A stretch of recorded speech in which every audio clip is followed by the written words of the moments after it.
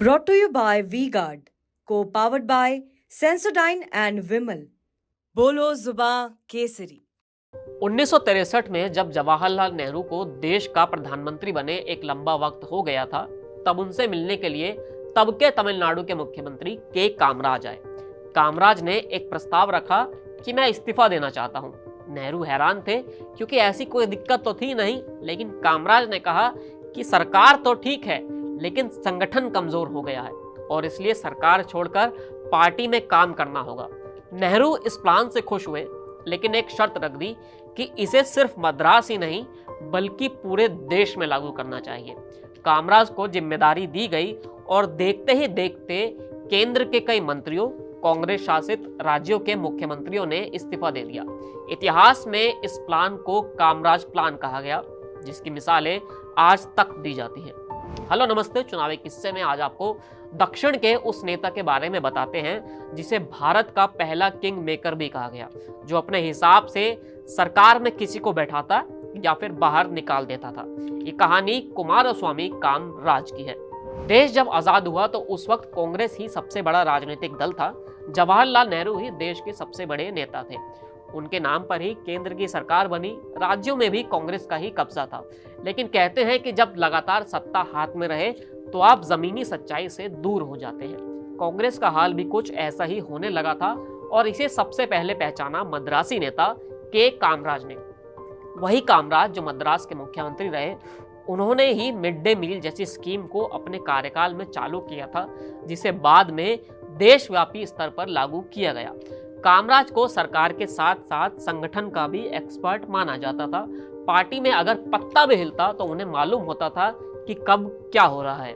इसी बीच जब 1963 में कामराज को लगा कि अब नेता सत्ता वाले ही बनकर रह गए हैं और पार्टी से दूर होते नजर आ रहे हैं, तब कामराज ने नेहरू को वो प्रस्ताव दिया जिसका जिक्र हमने शुरुआत में किया था। ये वो वक्त था जब कांग्रेस को कुछ राज्यों में चुनावी हार भी मिली थी। इसके अलावा 1962 के लोकसभा चुनाव में भी कुछ ऐसी चीजें हुई थी जो बिगड़ गई थी। तमिलनाडु में भी डीएमके का उदय हो रहा था। ऐसे में नेहरू के कहने पर कामराज ने मुख्यमंत्री पद से इस्तीफा दे दिया। कामराज प्लान लागू हुआ तो कुछ केंद्रीय मंत्री, कुछ मुख्यमंत्रियों को अपना पद छोड़ना पड़ा। कमाल की बात तो ये थी कि नेहरू ने भी अपने पद से इस्तीफे की पेशकश की थी, लेकिन CWC यानी कांग्रेस वर्किंग कमेटी ने इसे नहीं माना था। कामराज प्लान लागू हुआ तो के कामराज ही कांग्रेस के अध्यक्ष भी बन गए। वैसे तब माना जा रहा था कि लाल बहादुर शास्त्री इस पद पर आ सकते हैं, लेकिन ऐसा नहीं हुआ। खैर, इसी बीच जवाहरलाल नेहरू का निधन हो गया। अब सबसे बड़ी मुश्किल थी कि प्रधानमंत्री कौन बनेगा। नेहरू जो बिसात बिछाकर गए थे, उस हिसाब से तो इंदिरा गांधी के लिए रास्ता तैयार था। कामराज ने इस पर विचार भी करना चाहा, लेकिन खुद इंदिरा ने कह दिया कि वो अभी शौक में हैं और तुरंत ये पद ग्रहण नहीं कर सकती हैं। तब दो नेताओं के बीच में रेस थी, मोरारजी देसाई और लाल बहादुर शास्त्री। के कामराज ने यहाँ पर शास्त्री का नाम चुना क्योंकि वो जानते थे कि मोरारजी भाई को हटाना मुश्किल होगा। कामराज की मदद से लाल बहादुर शास्त्री प्रधानमंत्री बन गए। इसके साथ ही कामराज ने शास्त्री के मंत्रिमंडल में इंदिरा गांधी को भी जगह दिलवा दी। इंदिरा पहली बार मंत्री बनी थी। इसके बाद जब लाल बहादुर शास्त्री का निधन हुआ, तब कामराज की राजनीतिक समझ ने इंदिरा गांधी को प्रधानमंत्री बनवा ही दिया।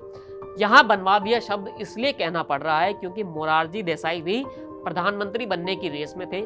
उनकी जिद की वजह से ऐसी नौबत आई थी कि पार्टी के भीतर ही वोट डलवाने पड़े थे कि प्रधानमंत्री आखिर बनेगा कौन।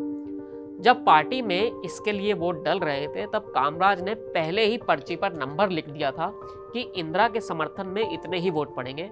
जब नतीजा आया तब लगभग उतने ही वोट पड़े। ये बताता है कि कामराज की पकड़ संगठन पर कितनी मजबूत थी। और इसी तरह तमाम विरोधों दिग्गजों की मौजूदगी के बावजूद के कामराज इंदिरा गांधी को प्रधानमंत्री बनवाने में कामयाब रहे।